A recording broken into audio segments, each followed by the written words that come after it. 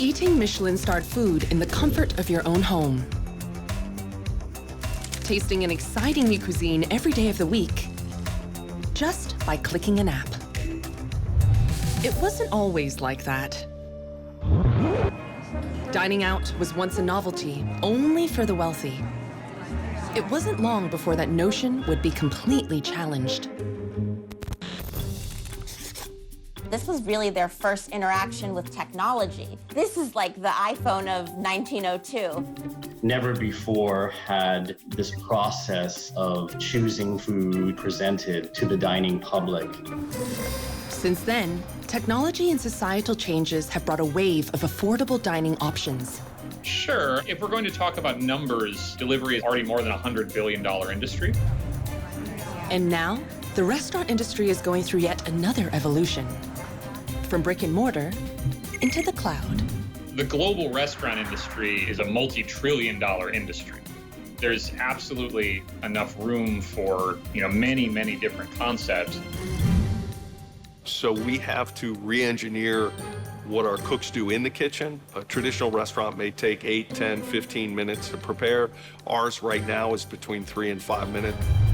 So when and how did we start eating from a little box? Being in a restaurant on Zoom? I'm not sure. Well, it will be like advanced technology things, like robots cooking food for you. Pixel food. Or like a virtual restaurant, like a restaurant. Like the food you see in games. Like Super Mario, there's a banana, right? I think. Yeah. Then you'll see a banana named after Super Mario. If you said virtual restaurant to me, it'd be like those guys that only set up in dark kitchens to serve delivery orders specifically. Virtual restaurant. To me, it sounds like I'm going to look at a computer screen and not get anything into my stomach.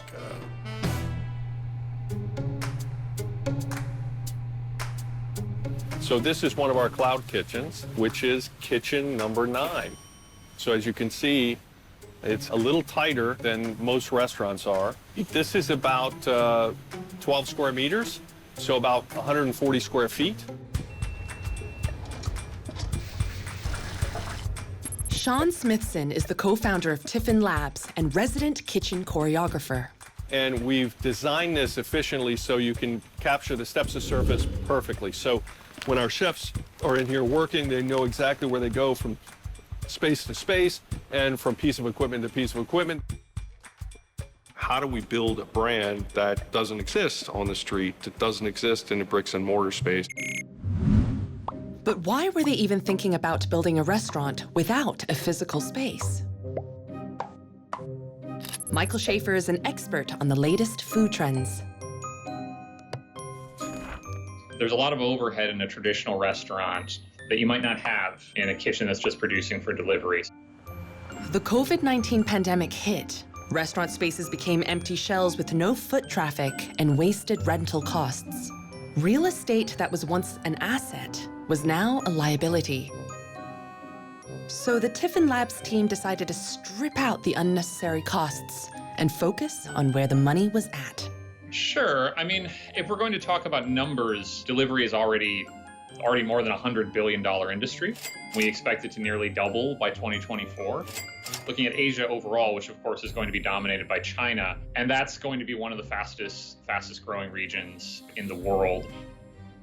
The way people live and work is different. In the US, many times people leave work at 5:30 and go home and they drive a lot. Here it's really built around the density of the cities. It's built around working from 9 to 7, 9 to 8. Your time is that commodity. In Southeast Asia, Indonesia takes the biggest slice of the food delivery pie, with Singapore coming in strong in second place. Why? Because 80% of Singaporeans own a smartphone. And with a changing society, less people are cooking at home and more are turning to fast and fuss-free food delivery services. And in 2020, Singapore was TiffinLabs' first test market for their business.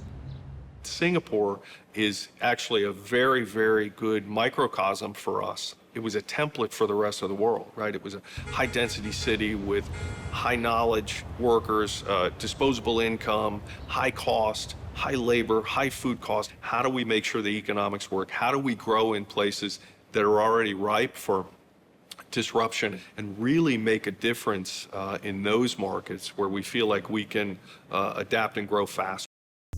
But who is the online customer?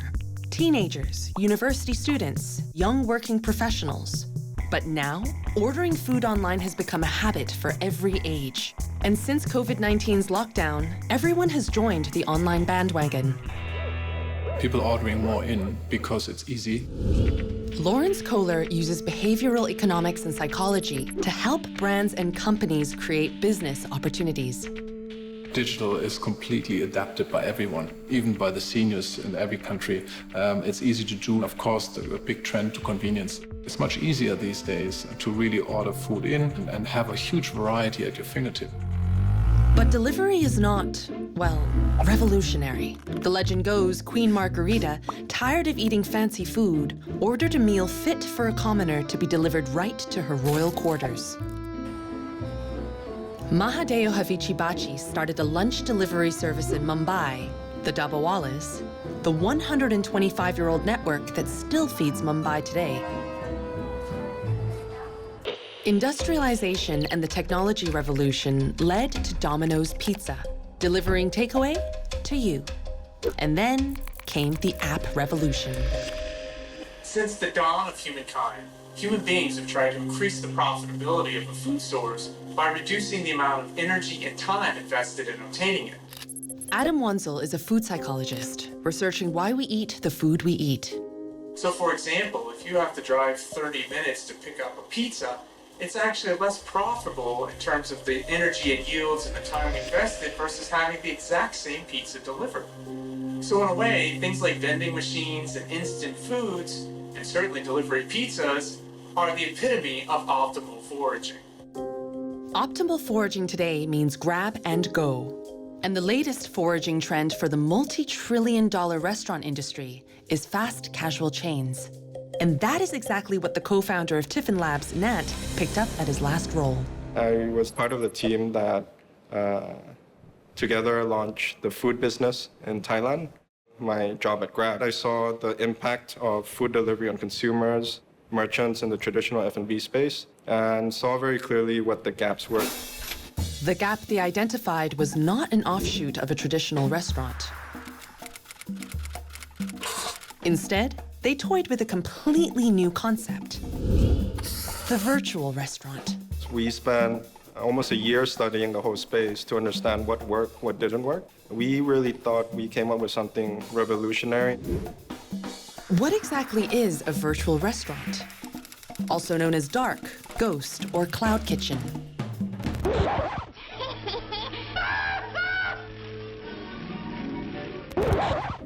The virtual restaurant has no storefronts and no dine-in facilities. The only way you can order their food is through the internet, leading to its name, a kitchen in the clouds. And TiffinLabs had plans to create the biggest network of cloud kitchens in the world. Nearly a century ago, dining out in the late 1800s looked a little different. It was all about the long, leisurely lunch and fine dining. But all that was just about to change. A food truck? It's not like the massaging chair. It's the Automat. Octopus, fish food, seafood. You just sit down, you put it in, beep, beep, beep, beep, and it maybe just boop, pops up. And that's your food. And it's like no interaction with anyone. Well, when I was living in Sweden and younger, then Automat was you put in a coin and you opened up and there was a piece of chocolate or something else. Jan has spent several years researching our dining habits across the decades. I'm not approaching restaurants as a fan. I'm not approaching it nostalgically. It's a way to examine it and ask yourself, how did we get where we are today? All the social problems in the country, did you can find them reflected in restaurant history? Industrialization, sort of spread of white-collar jobs also in cities, office jobs. That's part of the growth of modern capitalism. So people moved from rural areas into the city. What starts to happen during the early 20th century, as more and more people are working in factories, more women are joining the workforce. The workforce itself was becoming more diverse. David Freeland is the author of Automats, Taxi Dances, and Vaudeville, a book about New York's social and cultural history. People didn't have time for these long meals during the middle of the day. So we start to see the beginnings of what we would now call fast food. Women really scrutinized restaurants. They were more conscious of hygiene and sanitation, and they really demanded cleaner, nicer, and more pleasant spaces to eat in. This would be the cultural setting that would spark the Automat craze in America. The Automat was created in Germany in 1895.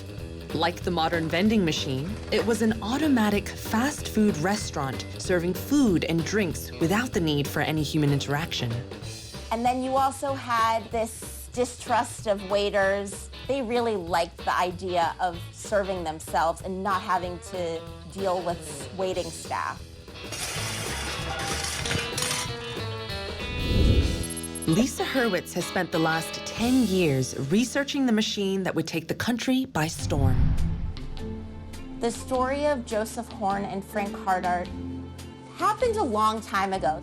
The story goes that a traveling salesman approached the team with this concept of an automatic restaurant.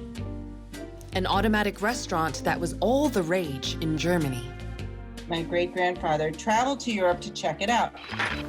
Frank Hardart was born in Germany, but hadn't been back since he immigrated to New Orleans, Louisiana. And the first time he laid eyes on the Automat in action, it was love at first sight. Rosemary Wiley knows all this because she's Frank Hardart's great-granddaughter. They brought the Automat on a ship, and the first one they bought sank. So they got another one. Took another year for it to be built and shipped. In 1902, the Automat, the shiny modern machine, was exactly what the working folks of America were looking for. Waiterless, fast, and efficient. It was the beginning of our love affair with quick and fast food. Started in 2020, Singapore's TiffinLabs virtual restaurant is making global headlines, ditching dine-in for delivery. I absolutely think virtual restaurants as a concept have disrupted the food and beverage industry. Already we're seeing packaged foods companies thinking about ways that they can get into prepared meals via delivery. That is the source of so much interest and concern, from some of the largest food and drink companies in the world. I think that alone, shows that this is very much a disruptive trend that will go on disrupting for some time. But how did TiffinLabs take this delivery trend and turn it into an innovation? They redesigned the traditional kitchen, and it began with this. In the average restaurant kitchen, approximately 1,000 square meters in size, you have a station for cleaning and washing, storage, food preparation, a cooking and a service station. A trusted system designed in the 1800s that had no reason to change, up until TiffinLabs came along. So this is one of our cloud kitchens, which is kitchen number 9. So as you can see, it's a little tighter than most restaurants are. This is about 12 square meters, so about 140 square feet. And we've designed this efficiently so you can capture the steps of surface perfectly. So when our chefs are in here working, they know exactly where they go from space to space and from piece of equipment to piece of equipment.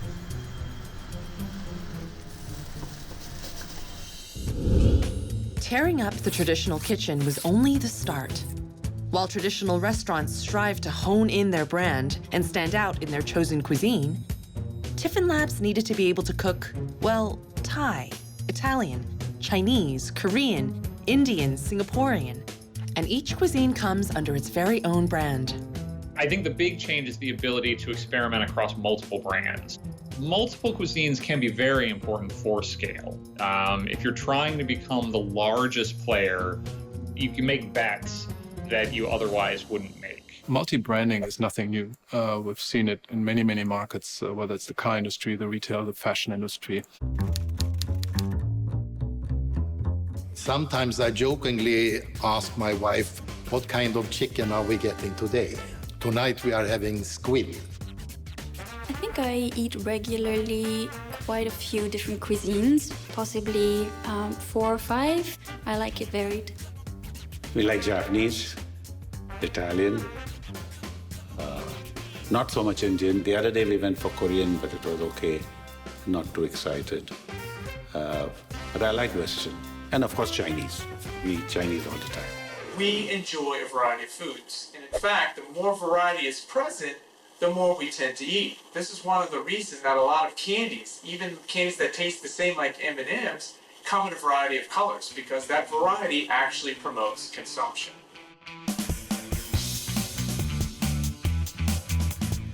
It helps you to generate economies of scale. Helps you on the supply, especially on the food business where it's less waste. It sounds wonderful in theory, but cooking 6 dishes each from a different cuisine in a 12-square-meter kitchen with 2 chefs can't be easy. It became a dance and an orchestration.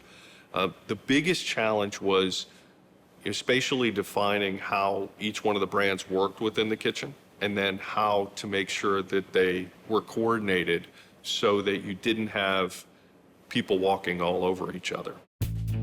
Terrence Chua's job is to take everything chefs know about cooking and turn it into a process fit for a delivery-only kitchen.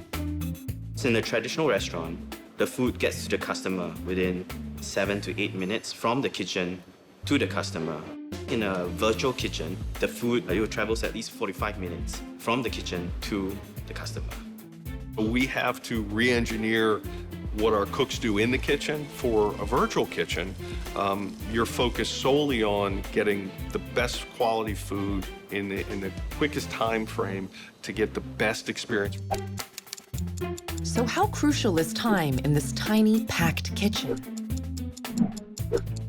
So if you fry chicken for 3 minutes, by the time it reaches the customer, it would have been perfect because of the carryover cooking within that 45-minute time gap. But if you were to fry it over like 6 minutes, it is really crispy, the crust is really crispy, but the protein inside the chicken could be really dry because the heat squeezes out the proteins and the moisture oozes out. Time is of the essence in a delivery-only business, and packaging is key.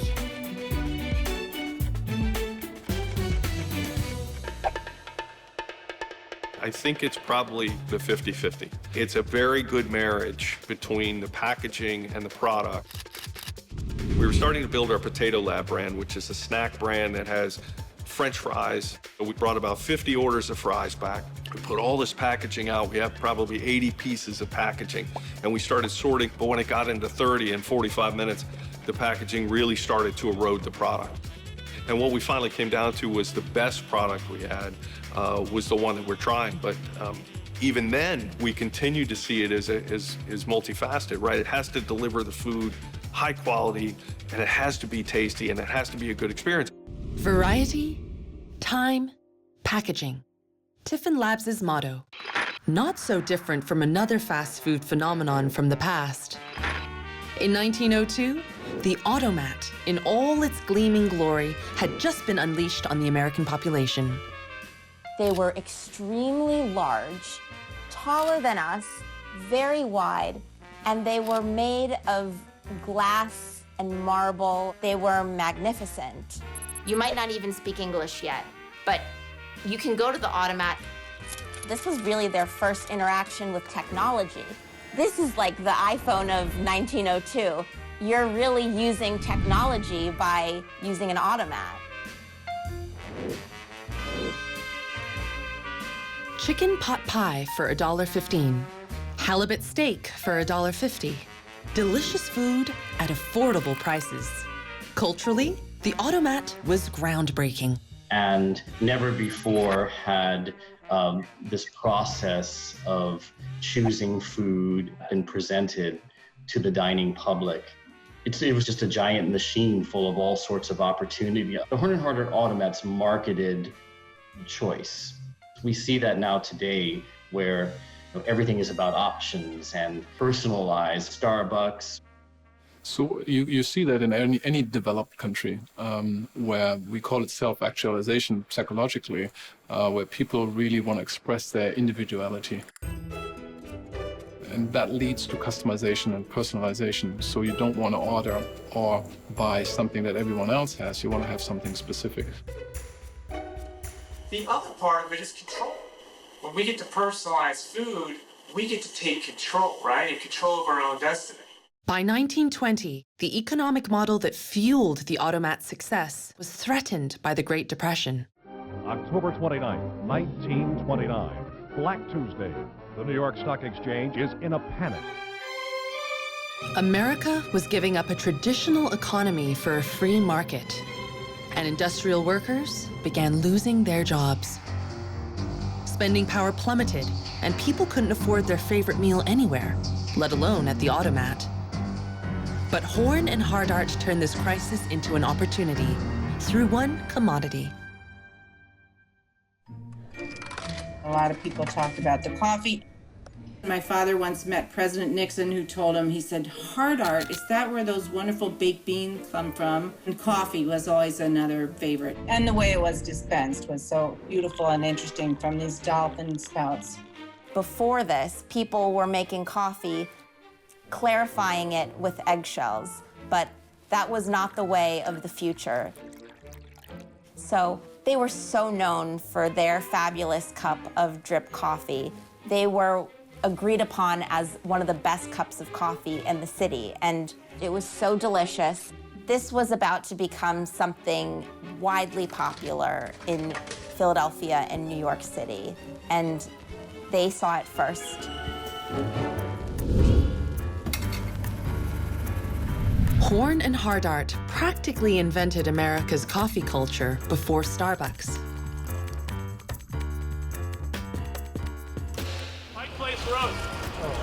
Thank you all very much. Employees at Starbucks raised their coffee cups to toast its newest brew. The coffee giant is launching what it says is an everyday cup of joe.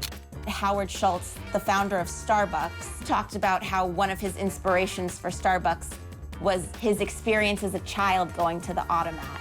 When he stepped foot in that Automat was when he decided to be an entrepreneur, and it just never left him. Cafe culture was really a new thing to New York. Americans have never been thought of as people to take their time with eating. Americans are always on the go, always in a rush. And so this was really a new thing to sit and take your time. The Automat was able to adapt as an institution to other changes that were taking place within American life. And in 1945, America won the war. Men returned to work, women went back home, and the microwave hit almost every house in the country. And here's the real breakthrough. The oven uses radio waves at the frequencies used in radar. This reheats the meal in an incredibly short time. A complete meal in around 45 seconds. When America changed, so did the Automat. They wanted to create a restaurant that would really appeal to the masses, and at that time, the masses meant women. One of Horn and Hardart's strategies to keep their skin in the game was to incorporate their food into your meal at home. Less work for mother was a slogan that represented, Mom, take some work off of your shoulders. Let us make your job of being a mother easier. They had retail shops that would have food prepared that you could pick up a prepared meal. And the idea was you just, microwaved it or put it in the oven. By default, Another great market for the Automat were the very people mothers endeavored to feed to their fullest. I've heard a lot of stories of kids talking about the ice cream or the hot apple pie with the vanilla cream sauce on top. Chocolate chip cookies were one of our favorites. We got to bring them home in boxes. And macaroni and cheese. I just feel like it's a creamy comfort food, you know, creamy, cheesy, warm. The love for it was passed on between generations. And then I talked to people as well who never actually got to eat in an Automat, but they heard stories that were passed down throughout their family. The term comfort foods was actually coined in the 1960s for foods associated with the security of childhood. And when you think about it, a lot of the comfort foods we enjoy as adults were foods we enjoyed as children. The Automat won people over in the mid-1940s during the war years, with marketing campaigns like less work for mothers and wartime comfort food like mashed potatoes and baked beans. But post-war America craved more than utility. The people wanted quality. And it also shows how glamour fits in with the dinner table. Every dish guaranteed to stimulate a jaded appetite. The way to the heart of the most stubborn bachelor is through his tum-tum.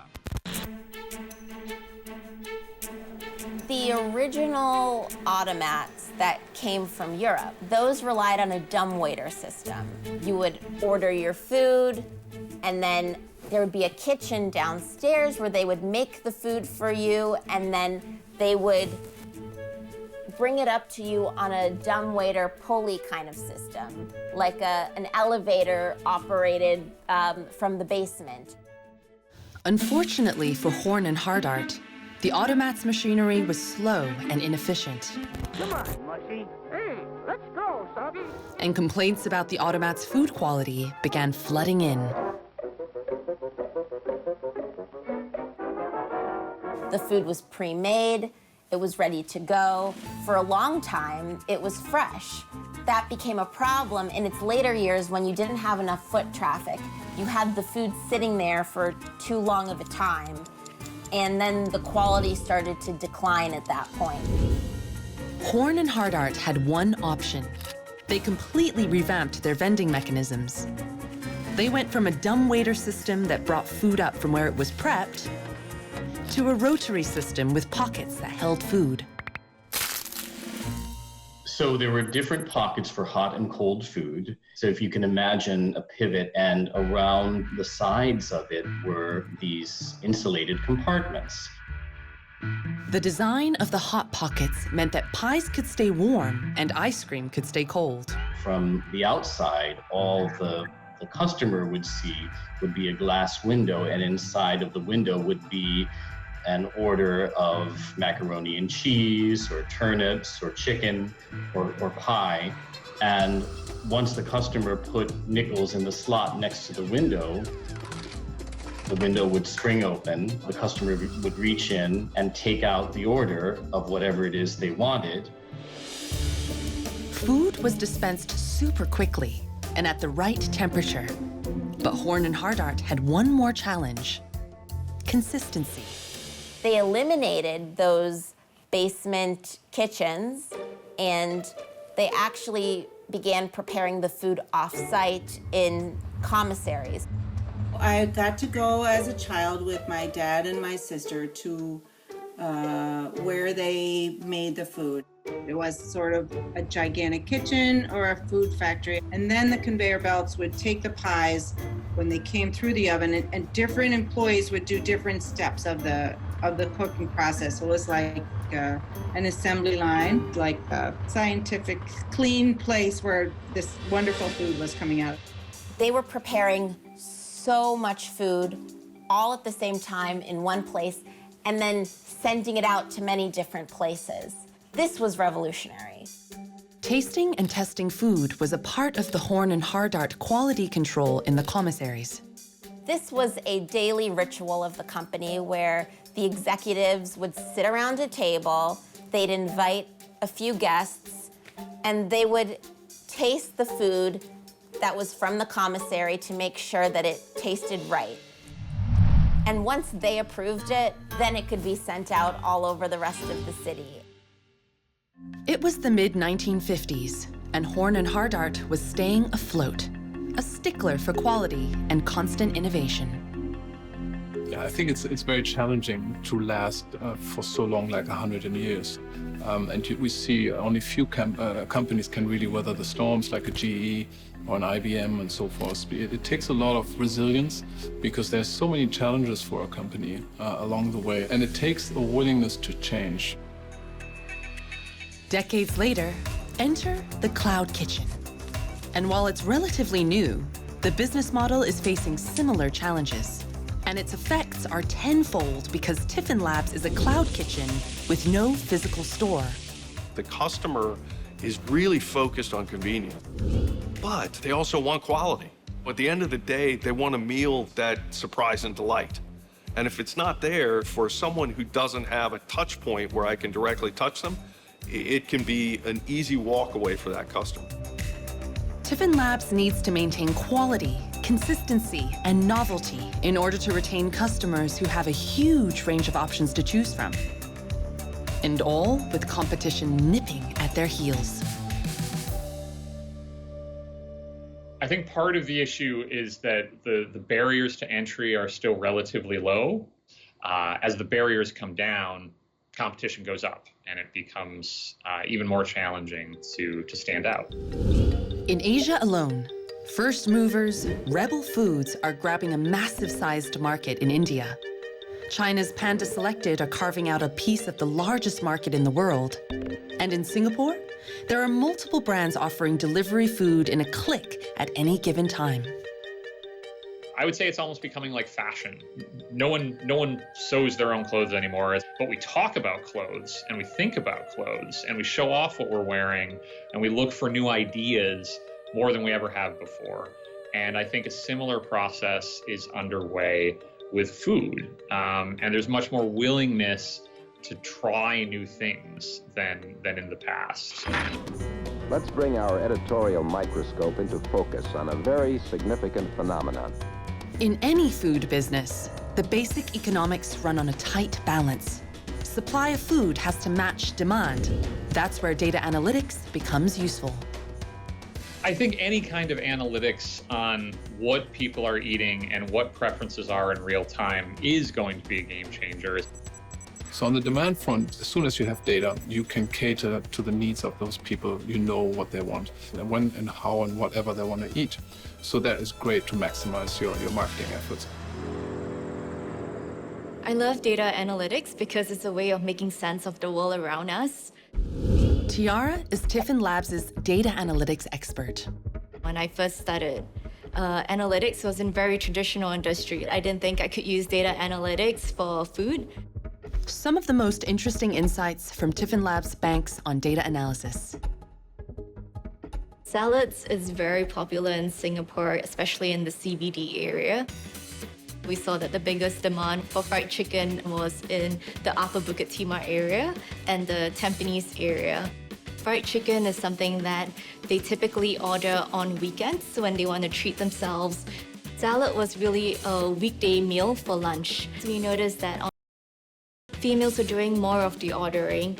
But then you flip it around on the weekends, the guys are doing the ordering, and they were also spending more. That's extremely valuable data. And knowing, all of the things you can get from a smartphone, time of day, location, once you aggregate that, it can give you some very powerful insights. We realized that people were really looking for comfort food, and the ultimate comfort food to them was fried chicken. We have both Western and Asian cuisines. So this was really how we came up with one of our brands, Fat Fingers, which is the Korean fusion brands. So taking the normal Korean fried chicken, but giving this Westernized twist to it so that it can cater to both pockets of the demographics. Once the data reveals what the nation is craving, resident TiffinLabs research and development chef Terrence Chua gets cracking. I would never have thought in my career to use data to create cuisines or concepts. The marketing passed me a concept of doing American Korean fried chicken. So I took that concept and sourced out different kinds of ingredients that would fit that concept. And with that, I created a menu. We do so much R&D to ensure that by the time the food reaches the customer, it is 100% there. Data analytics is disrupting the way TiffinLabs does business. Only a few months ago that it kind of sparked that virtual restaurants could work, because I started my career in brick and mortar restaurants. Data is a game changer for the R&D chefs because it streamlines and focuses our concept. When I was younger, I don't think a concept such as a virtual brand is possible.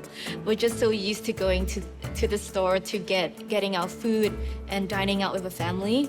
But I think as we move now more to a more digital world, the way that we consume food and look for food is completely different. And this is really where a virtual brand makes a lot of sense.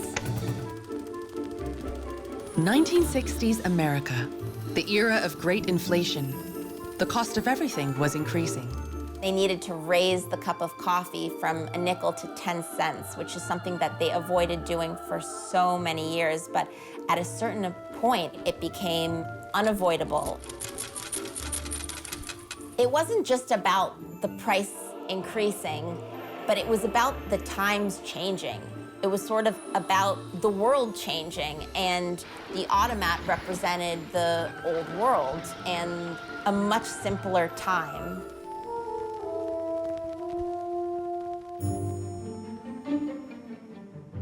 By this time, fast food burger chains had taken over the city. The Automats were fast. McDonald's was faster. The whole fast food culture of McDonald's and Burger King militates against that kind of languorous expenditure of time spent within the space itself. The Automat technology, by the 1960s, it wasn't anymore the revolutionary turn of the century kind of experience that it once was. It was becoming old-fashioned. As America expanded into the suburbs, fast food chains quickly followed suit. People were drawn to McDonald's and Burger King, certainly because of marketing. And now Burger King introduces the bacon. Those corporations marketed on a national level. The Automats never did that because they never expanded nationally. Aren't you hungry for Burger King now? Aren't you hungry for the new bacon double cheeseburger now? This was terrible for their business. They were depending on the foot traffic, and they had high rents to pay. And they had many, many locations. And also, people's tastes were changing, the types of food that they wanted to eat. People wanted fast food that was really basic. Fast food chains also had one more advantage over Horn and Hardart. When the automobile industry exploded, McDonald's and Burger King were the first to offer drive-through lanes. Burger King? Yeah, this is Burger King. Would you deliver a chef salad? For you? Absolutely. Part of why there still isn't a Horn and Hardart today is that they didn't do a good job of forecasting what was ahead and staying ahead. I think they took their success for granted. Horn and Hardart had failed to innovate. Industrialization had caused a shift in the food industry. Just like how Henry Ford revolutionized car production with the assembly line, the McDonald brothers created the Speedy system, where experienced cooks were replaced by many unskilled workers who did one small, specific step in the food preparation process.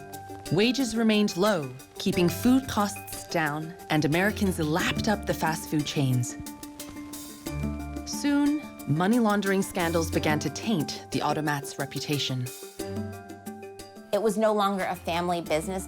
It really no longer was the restaurant that it was. It was a company with very high morals. The whole chain collapsed. Suddenly one day they're gone. The restaurant business has always been a very risky business. It has had a very high failure rate, always. So many different things caught up with them. But it was a pretty long run that they had. It was amazing when you think of it and how these, restaurants are a competitive business. 80 years after they opened, Horn and Hardart declared bankruptcy. But it wasn't all over for the company that invented the Automat in America. They had one ace left up their sleeve. They were trying to leverage their real estate. They were in really dire straits, and they didn't have much of a choice. It wasn't so much of a secret weapon as it was a final attempt. Land once occupied by the Automat had a value of $7.5 million in 1973. They did franchises with some newer restaurants, Burger King, for example. They bought shares in Burger King stock. Apparently, they considered buying the company of Burger King. By 1991, almost a century after it opened, most Automat locations were leased out to Burger King. I have been reading about the Automat for around 10 years now. I love the Automat for what it represents and always will represent, even though it's gone. It was a brilliant idea. It really was. Singapore's virtual restaurant TiffinLabs is making waves for disrupting the food delivery industry. We've been moving very fast. What we're doing is groundbreaking in a lot of ways. For a company born out of a small country, TiffinLabs has big ambitions. We're already focused on building a network of kitchens that is global in nature, that really takes into account everything from our supply chain to R&D to data analytics to operations to execution. One of the biggest challenges for us in terms of building a global F&B brand is no two countries are the same. The taste palettes between Singapore, New York, and London are definitely different. Even though we have a menu and recipe built out, there is always a degree of localization to meet the needs of the local taste palettes. Although the recipes are slightly tweaked, imagine the idea of ordering your favorite chicken rice made in Singapore, but while overseas. Yeah, because it's my favorite, and like for 4 years, I don't think I can take it. For sure, I would order the chicken rice if I was stuck in France, maybe once a month. I love my laksa, kway teow, chicken rice. I would crave and I'd order it, yeah. Yeah, are you joking? Of course. Finding chicken rice when you're in like North America is like, oh my God, it's the greatest thing since sliced bread. Yes, if the prices were similar to Singapore. Otherwise, I would order pepper crab or chili crab. Not only is TiffinLabs exporting Singapore's local delicacies, but just like the Automat, TiffinLabs is also using real estate to get a leg up over competitors. We're partnering with real estate aggregators around the world with underutilized kitchen space. So I'm not sure real estate is our secret weapon, but it's an avenue for us to expand and grow. Instead of building new kitchens, TiffinLabs is renting existing kitchens in restaurants and catering firms, giving them access to thousands of kitchens by 2025, gaining them a foothold in over 30 countries, from San Francisco to Sydney. That's how they've scaled faster than any cloud kitchen and are planning to stay ahead of the competition. With TiffinLabs poised to disrupt the restaurant industry not just locally, but globally as well, will this spell the end of the traditional restaurant? We're going to see a lot of innovation there. And so I would say, if anything, this is going to drive better experiences in the restaurant, because we may be asking restaurants to do fewer things, fewer occasions. We're not all going to shut ourselves up in our homes. We're just going to have more options. Humans are social creatures. We love being around other people. We also have to eat. It's one of those things we have to do every day, multiple times per day. And so we've kind of evolved over time to be like, listen, we have to do this chore if you want to do it together, right? You have to eat, I have to eat. How about we get together and eat? It's part of our society. It's part of being human, getting together and eating. Dining out has gone from restaurants reserved for just the wealthy to the fuss-free convenience of the Automat. Today, delivery-only cloud kitchens are setting a radical overhaul to the restaurant industry. But whatever gastronomical trend disruptions, one thing's for sure, you're probably not going to have to wait very long for your order.